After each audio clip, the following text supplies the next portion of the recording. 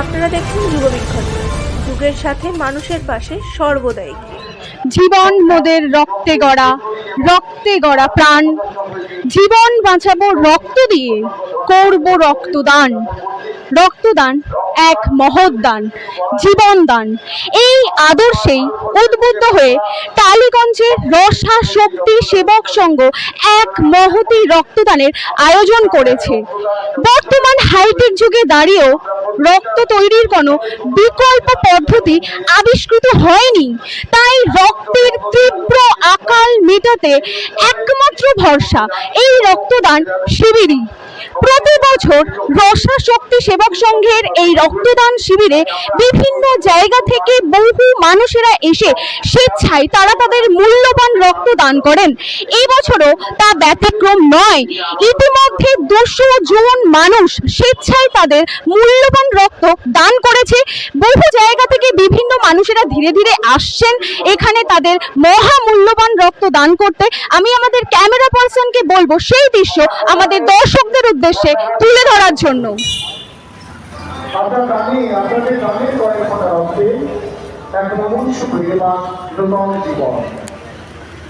উৎসবে উপস্থিত হয়েছে প্রতিদিনের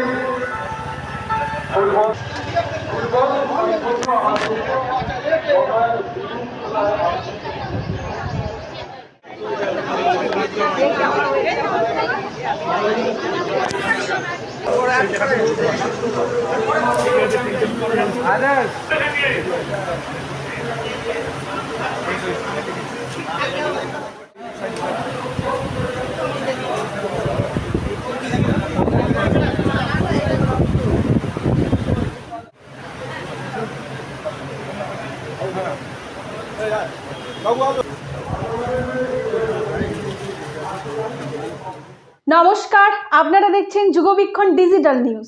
কোথাও যাবেন না, ফিরে আসছি একটি ছোট্ট বিরতির পর। যুগবীক্ষণ প্রিন্ট এবং ডিজিটাল মিডিয়াকে অনেক আদর ভালোবাসা, অনেক আগে এগো, সঠিক খবর মানুষের কাছে পৌঁছে দাও। গল্প নয়, অল্প কথায় খবর এখন এখানে। যুগবীক্ষণ প্রিন্ট এবং ডিজিটাল, দেখুন, পড়ুন এবং এগিয়ে চলুন যুগের সাথে। ফিরে এলাম বিরতির পর। সঙ্গে থাকুন, দেখতে থাকুন যুগবীক্ষণ ডিজিটাল নিউজ এবং এগিয়ে চলুন যুগের সাথে। এই রক্তদান উৎসবকে কেন্দ্র করে এখানে উপস্থিত ছিলেন বিশিষ্ট সমাজসেবী কার্তিক বন্দ্যোপাধ্যায়, 11 নম্বরের বড় চেয়ারম্যান তারকেশ্বর চক্রবর্তী, বিশিষ্ট জননেতা ও রাজ্যসভার সাংসদ সুভাষিস চক্রবর্তী, 99 নম্বর ওয়ার্ডের পৌরমাতা মিতালি বন্দ্যোপাধ্যায় সহ বিশিষ্ট ব্যক্তিবর্গ। উপস্থিত ছিলেন 112 নম্বর ওয়ার্ডের পৌরপিতা গোপাল রায়।